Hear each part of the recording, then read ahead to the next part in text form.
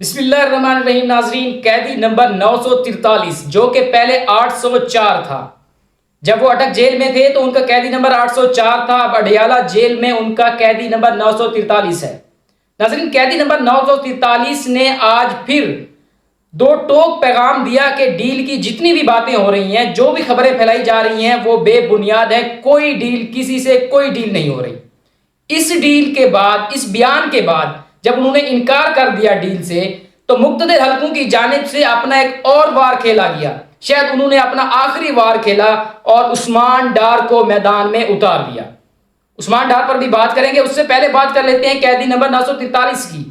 आज सैफर केस में अडयाला जेल में उनकी समाअत थी केस की, और उनका जो ट्रायल था वो आज शुरू हुआ। ट्रायल की पहली समाअत थी, जिसके दौरान उन्होंने अपने वुकला से बात करते हुए कहा कि जब वुकला ने उनसे पूछा कि मीडिया पर ये बातें हो रही हैं कि आप किसी जो है वो डील करने लगे हैं, क्योंकि कुछ दिन कबल भी ये सदर आरिफ अलवी साहब ने भी ये कहा था कि इमरान खान को बाहर ले जाने के लिए, डील के नतीजे में उनको किसी गैर मुल्क, दूसरे मुल्क ले जाने के लिए जो है वो तैयारियां की जा रही हैं। तो आज उन्होंने इसको बेबुनियाद करार दिया और उन्होंने वाज़ेह पैगाम दिया अपने मुखालफिन को और मुक्तदर हलकों को कि कैदी नंबर 943 कभी डील नहीं करेगा। नाज़रीन, इस बयान के बाद अब जो है वो मुक्तदर हलके अब अपना आखिरी वार खेलने पर आ चुके हैं, और आज उन्होंने अपना आखिरी वार जो है वो खेला उस्मान डार की सूरत में। आज उस्मान डार साहब ने अब से कुछ देर कबल अपना कमरान शहद के प्रोग्राम में कुछ इंकशाफात किए हैं, और वो इंकशाफात भी मैं आपके सामने रखता हूं उन्होंने क्या कहा है। लेकिन उससे पहले ये 3 बुनियादी सवाल है जो आज की इस वीडियो में मैं आपके सामने रखता हूं, जो कि उस्मान डार साहब से पूछने चाहिए कि उनसे कोई बंदा पूछे ये 3 सवाल। सबसे पहला सवाल, आपको कुछ दिन कबल अगवा किया गया या गिरफ्तार किया गया? बकौल क्योंकि उस वक्त आप पीटीआई का हिस्सा थे, उस वक्त ये कहा जा रहा था कि आपको अगवा किया गया, या आपको अगवा किया गया या गिरफ्तार किया गया। और दूसरा सवाल, अगर आपको अगवा किया गया तो आपको किसने बाजियाब करवाया, कब बाजियाब करवाया और कैसे बाजियाब करवाया? और अगर आपको गिरफ्तार किया गया तो किसने गिरफ्तार किया, आपको किसी अदालत में पेश किया गया, आप पर कोई केस चला या नहीं? और तीसरा सबसे अहम सवाल, आप इस वक्त जब प्रोग्राम रिकॉर्ड करवा रहे हैं इस वक्त कहां पर मौजूद हैं?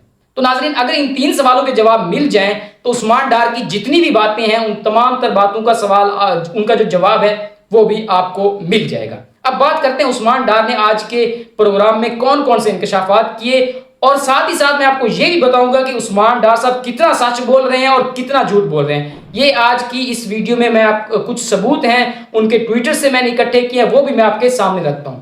सबसे पहले बात कर लेते हैं उस्मान डार साहब के, जो उन्होंने आज बयान दिया और उसमें क्या कहा। सबसे पहले वो कहते हैं कि 9 मई के वाकयात की प्लानिंग चेयरमैन पीटीआई की सदारत में जमान पार्क में हुई। मतलब ये कि जो भी 9 मई को जितने भी वाकयात हुए, तशद्दुद के वाकयात हुए, तोड़ फोड़ हुई, हसास तनसीबात पर हमले किए गए, ये सारे के सारे इमरान खान की सदारत में जमान पार्क में हुए। और इसका मकसद उन्होंने बताया है, इसका ये सब करने का मकसद क्या था? मकसद ये था कि जब इमरान खान को गिरफ्तार किया जाएगा तो वर्कर सड़कों पर निकलेंगे और हसास तनसीबात पर हमला करेंगे, ताकि जो है वो मुक्तदिर हलकों और हुकूमत पर ये दबाव बनाया जाए और इमरान खान को रिहा करवाया जाए। इसके बाद नाज़रीन वो लिखते हैं कि अक्टूबर 2022 में लॉन्ग मार्च जनरल आसिम मुनीर की बतौर आर्मी चीफ तैनाती रोकने के लिए किया गया था। और साथ ही साथ उन्होंने ये भी कहा कि 9 मई का मकसद, 9 मई में जितने भी वाकयात हुए हैं उनका मकसद भी यही था कि जनरल आसिम मुनीर से इस्तीफा दिलवाया जाए, किसी तरीके से उनको साइड पर किया जाए। इसके साथ वो कहते हैं कि चेयरमैन पीटीआई ने गिरफ्तारी से बचने के लिए वर्कर्स की जहन साजी की। और साथ में वो लिखते हैं कि जुडिशियल कम्प्लेक्स इस्लामाबाद और जमान पार्क में जो कुछ हुआ वो उसी जहन साजी का नतीजा था। यानी कि जो जहन साजी इमरान खान ने इस कौम की है, 26 साल से जो जहन साजी इमरान खान इस कौम की कर रहा था, ये सारा कुछ उसी का नतीजा था। और आखिर में उन्होंने एक और बात कही कि तनसीबात को निशाना बनाने की हिदायत खुद चेयरमैन पीटीआई ने दी। ये बहुत बड़ी उन्होंने बात की है कि जो कुछ भी हुआ उस तमाम तरह की जो हिदायत थी वो पीटीआई के चेयरमैन इमरान खान की जानिब से दी गई। ठीक हो गया। इसके साथ साथ एक और वर्जन भी आया है, वो ये कि मौलवी महमूद ने एक और इंकशाफ किया कि सानिया 9 मई की मनसूबा बंदी ईवान सदर में हुई। अब नाजरीन ये फैसला करना मुश्किल हो रहा है कि उस्मान डार की बात मानी जाए या मौलवी महमूद की। एक तरफ मौलवी महमूद कह रहे हैं कि 9 मई के वाकयात की जो मंसूबा साजी है वो ईमान सद में हुई, और उस्मान डार कह रहे हैं कि इसकी जो मंसूबा साजी है वो जमान पार्क लाहौर में हुई। अब आ जाते हैं उस्मान डार के जो पुराने कुछ मेरे पास ट्वीट्स हैं, बल्कि 9 मई के दिन के उनके कुछ ट्वीट्स मेरे सामने हैं। और उससे पहले एक और बात मैं आपको बता दूं, एक इंतहाई अहम बात उन्होंने की। पहले तो उन्होंने ये कहा कि मैं पाकिस्तान तरीके इंसाफ नहीं बल्कि सियासत छोड़ने का ऐलान कर रहा हूं, और दूसरा उन्होंने ये कहा कि 9 मई में जितने भी वाकयात हुए मैं कारकुनान को जो है वो अमन की कॉल देता रहा, उनको ये सब करने से रोकता रहा। इस बात पर आपने खुद फैसला करना है कि क्या उस्मान डार साहब सच बोल रहे हैं या झूठ बोल रहे हैं। 9 मई का उनका ट्वीट है उस्मान डार साहब का, और उन्होंने वीडियो पोस्ट की हुई है। उसी हजूम में खड़े हैं जो हजूम हसास तंसीबात पर हमले कर रहा है, उस हजूम में खड़े होकर वो वीडियो पोस्ट कर रहे हैं, और ऊपर उन्होंने कैप्शन में लिखा है, मेरा ये पैगाम पीटीआई के हर वर्कर के लिए है। आज घरों में बैठने का वक्त नहीं है, अपने खुददार, निडर और बहादुर लीडर के दिफा में जो जहां है वहां निकले। आज वक्त मौका जाया कर दिया तो कभी सर उठा नहीं सकेंगे। इमरान खान जो है वो कौम की आखिरी उम्मीद है और आखिरी उम्मीद की किरण है, तो लिहाजा उसके लिए निकलें और जो है वो उसका साथ दें। इसके साथ साथ एक और ट्वीट भी है कि आज उन्होंने ये बात भी की कि मैं जो है वो 9 मई से पहले ही इस्लामाबाद चला गया था, यानी कि 6 मई को मैं इस्लामाबाद चला गया था। आज के प्रोग्राम में उन्होंने ये भी इंकशाफ किया है, और उसी दिन 9 मई को उन्होंने ट्वीट किया हुआ है और वीडियो पोस्ट की हुई है सियालकोट की गयूर अवाम जिना स्टेडियम पुल से कैंट जाते हुए। असल ये उनकी कुछ ट्वीट्स थी कि ये ट्वीट्स देख के आपको अंदाजा हो गया होगा कि उस्मान डार साहब रोकने की कोशिश कर रहे थे लोगों को या उनको उकसा रहे थे।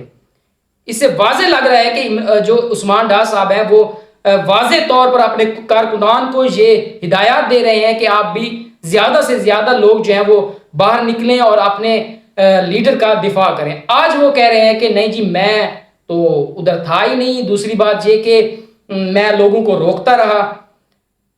अगर आपकी ये बात सच मान ली जाए, अगर ये मान लिया जाए कि आप सच बोल रहे हैं, तो अगर आपने सच बोलना ही है, आपको 5 महीने के बाद सच बोलना, आपकी जबान पर सच आ ही गया है, तो साथ अगर आपने सच ये बोलना है तो फिर पूरा सच बोलें, और ये भी कौम को बता दें कि आपको अगवा किसने किया था, आपको गिरफ्तार किसने किया था, आपको बाजियाब किसने करवाया, आप पर कौन कौन से केसेस चल रहे हैं, और सबसे अहम चीज आप इस वक्त कहां बैठकर प्रोग्राम कर रहे हैं। नाज़रीन, अब आवाम समझ चुकी है, अब आवाम को सब सारी चीजें जो है वो खुलकर आवाम के सामने आ चुकी हैं, क्योंकि जिस तरीके से आज इमरान खान ने वाज़ेह पैगाम दिया था कि कोई डील नहीं होगी, तो उसके बाद यही तवक्को की जा रही थी कि कोई ना कोई इनकी जानिब से ऐसा जो वो पत्ता उन्होंने अब डालना है, तो वो पत्ता जो है वो उन्होंने उस्मान डार के प्रोग्राम की सूरत में आज मैदान में उतारा है। और साथ ही साथ नाज़रीन, पहले जो था कि प्रेस कॉन्फ्रेंसेस होती थी, और अब जमाना आ गया है इंटरव्यूज का, अब जमाना आ गया है प्रोग्राम्स का। आखिर में एक और बात मैं आपको बता दूं, जो कि उस्मान डार साहब ने प्रोग्राम के आखिर में ये बात बताई कि 9 मई के वाकयात में जो जो मुलविस है उसको निशाने इबरत बनाया जाए। तो फिर उस्मान डार साहब, क्या आप तैयार हैं 9 मई के वाकयात के बाद निशाने इबरत बनने के लिए? क्या आप चाहेंगे कि आपके खिलाफ वही कार्रवाई की जाए? क्योंकि इस वक्त अगर वो कारकुनान वहां पर मौजूद थे, उसमें मुलविस थे, वो इस वक्त जेलों में हैं, और आप बैठकर टीवी पर प्रोग्राम्स कर रहे हैं। अगर निशाने इबरत बनना है तो फिर आप खुद को जो है वो अदालत के सामने सरेंडर करें, आप भी पेश करें अदालत में। इस तरह के झूठ जो है वो मीडिया पर बैठकर ना बोलें कि मैं लोगों को रोकता रहा हूं, जबकि ये डिजिटल दौर है, सोशल मीडिया का दौर है, आपकी सारी चीजें इस कौम के सामने हैं। किस तरीके से आप जो है वो लोगों को उकसाते रहे कि आप बाहर निकलें और अपने लीडर का दिफा करें। तो नाज़रीन, ये कुछ बातें थी उस्मान डार साहब ने आज जो प्रोग्राम में की, और उन्होंने कितना सच बोला और कितना झूठ बोला, इसका फैसला आपने खुद करना है।